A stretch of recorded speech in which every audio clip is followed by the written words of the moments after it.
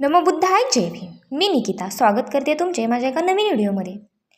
तर आज सोनम वांगचुक यांच्या आव्हानानंतर अभिजित दिपके यांनी उपोषण मागे घेतले। मात्र विद्यार्थ्याचा आंदोलनाचा मुद्दा सुरूच आहे।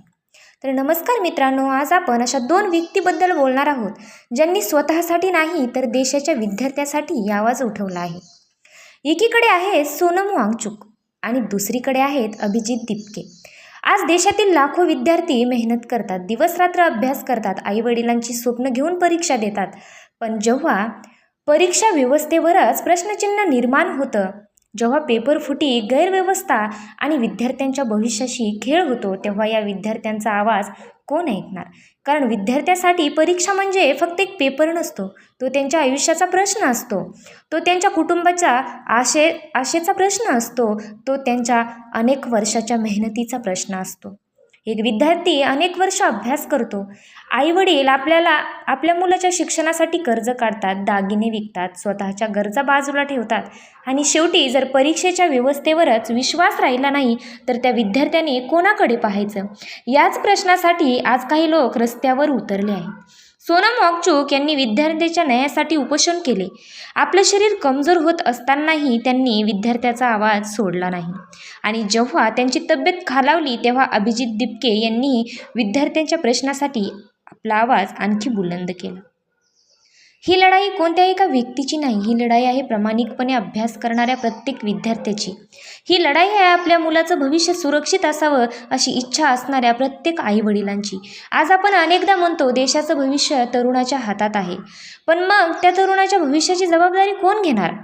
विद्यार्थी मेहनत करतो, विद्यार्थी परीक्षा देतो, विद्यार्थी स्वप्न पाहतो, मग त्याला फक्त एवढीच अपेक्षा असते, त्याच्यासोबत प्रामाणिकपणा व्हावा, त्याची मेहनत वाया जाऊ नये, त्याच्या भविष्याशी खेळ होऊ नये। मित्रांनो, सोनम वांगचुक आणि अभिजित दिपके यांचा संघर्ष आपल्याला एक महत्त्वाचा प्रश्न विचारतो। आपल्या देशातील विद्यार्थ्याच्या प्रश्नासाठी आपण किती जागरूक आहोत? कारण आज दुसऱ्या कोणाच्या मुलावर अन्याय झाला आहे असं समजून आपण शांत राहिलो तर उद्या तो प्रश्न आपल्या घरापर्यंत पोहोचवू शकतो। आज एका विद्यार्थ्याचा पेपर फुटतो, उद्या दुसऱ्या विद्यार्थ्याची संधी हिरावली जाते आणि हळूहळू संपूर्ण पिढीची व्यवस्थेवरील विश्वास कमी होतो।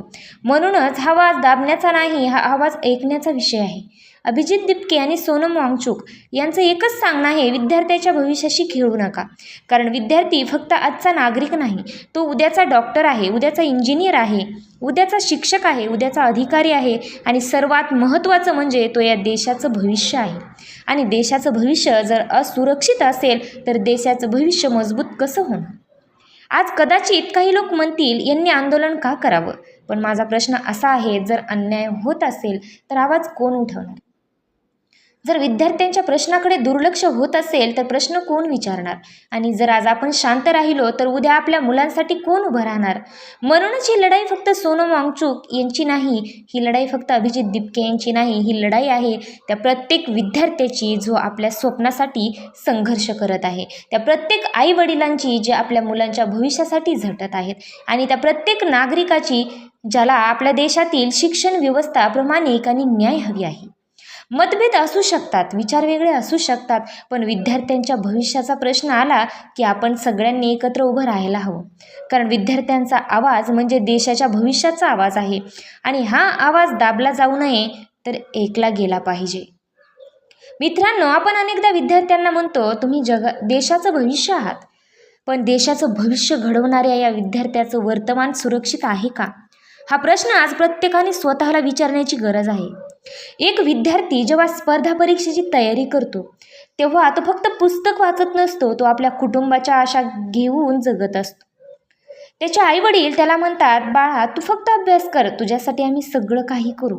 आणि तो विद्यार्थीही दिवसरात्र मेहनत करतो, कधी छोट्याशा खोलीत, कधी वसतिगृहात, कधी दिव्याच्या प्रकाशात तर कधी उपाशी पोटी, पण तो अभ्यास करत राहतो कारण त्याला विश्वास असतो की एक दिवस त्याची मेहनत त्याला यश देईल। पण जेव्हा त्या मेहनतीवरच प्रश्नचिन्ह निर्माण होतं, जेव्हा परीक्षा व्यवस्थेतील चुका विद्यार्थ्यांच्या स्वप्नापेक्षा मोठ्या होतात, तेव्हा त्या विद्यार्थ्याच्या मनात काय होत असेल? त्याने गमावलेली वर्ष कोण परत देणार? त्यांनी खर्च केलेले पैसे कोण परत देणार, त्याच्या आईवडिलांनी घेतलेली मेहनत कोण परत देणार आणि सर्वात महत्त्वाचं त्याच्या व्यवस्थेवरील विश्वास कोण परत देणार. म्हणूनच सोनम वांगचुक आणि अभिजित दिपके यांनी विद्यार्थ्यासाठी आवाज उठवला आहे. हा आवाज कोणत्याही व्यक्तिविरोधात नसून विद्यार्थ्यांच्या हक्कासाठी आहे. हा आवाज कोणत्याही राजकारणासाठी नसून न्यायासाठी आहे. कारण विद्यार्थ्यांच्या प्रश्नावर बोलणं हा गुन्हा नाही, प्रश्न विचारणं हा गुन्हा नाही आणि आपल्या हक्कांसाठी शांततामय मार्गाने लढणं हा गुन्हा नाही. लोकशाहीमध्ये प्रश्न विचारण्याचा अधिकार प्रत्येक नागरिकाला आहे आणि विद्यार्थ्यांना तर आपल्या भविष्याबद्दल प्रश्न विचारण्याचा पूर्ण अधिकार आहे. आज सोनम वांगचुक आणि अभिजित दिपके यांच्याकडे पाहताना एक गोष्ट लक्षात येते. समाजात अजूनही असे लोक आहेत जे स्वतःच्या सुखासाठी नाही तर इतरांच्या भविष्यासाठी संघर्ष करतात.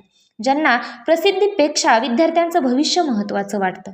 ज्यांना स्वतःचा त्रास सहन करूनही दुसऱ्यांसाठी उभं राहण्याची ताकद आहे.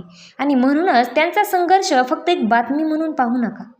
त्यामागे हजारो विद्यार्थ्यांचे अश्रू आहेत, लाखो कुटुंबाच्या आशा आहेत आणि एका चांगल्या पारदर्शक आणि न्याय व्यवस्थेची मागणी आहे.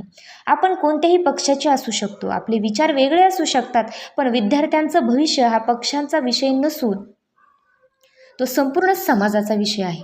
कारण आजचा विद्यार्थी उद्याचा देश घडवणार आहे. म्हणूनच विद्यार्थ्यांच्या प्रश्नावर आवाज उठवणाऱ्यांना गप्प करण्यापेक्षा विद्यार्थ्यांच्या प्रश्नांना उत्तर देण्याची गरज आहे.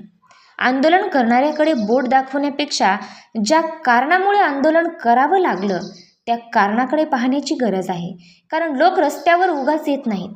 जेव्हा त्यांच्या आवाजाकडे वारंवार दुर्लक्ष होतं तेव्हाच ते रस्त्यावर येतात. आणि आजचा हा आवाज उद्याच्या पिढीच्या भविष्याचा आवाज आहे. म्हणून माझं एवढंच म्हणणं आहे, विद्यार्थ्यांच्या मेहनतीचा आदर करा, त्यांच्या स्वप्नाचा आदर करा, त्यांच्या प्रश्नांना उत्तर द्या. कारण एक विद्यार्थी हरतो तेव्हा फक्त एक व्यक्ती हरत नाही तर एका कुटुंबाचं स्वप्न हरतं. आणि जेव्हा विद्यार्थ्यांना न्याय मिळतो तेव्हा फक्त एक विद्यार्थी जिंकत नाही तर संपूर्ण समाज जिंकतो. विद्यार्थ्याचा आवाज दाबला जाऊ नये, तो ऐकला गेला पाहिजे. कारण आजचा विद्यार्थी म्हणजे उद्याचा भारत आहे. जय हिंद, जय संविधान. व्हिडिओला शेअर करा, लाईक करा आणि कमेंट करून सांगा की तुमचं मत काय आहे. लवकरच भेटूया एका नवीन व्हिडिओमध्ये. नमो बुद्धाय. जय भीम, जय हिंद, जय संविधान.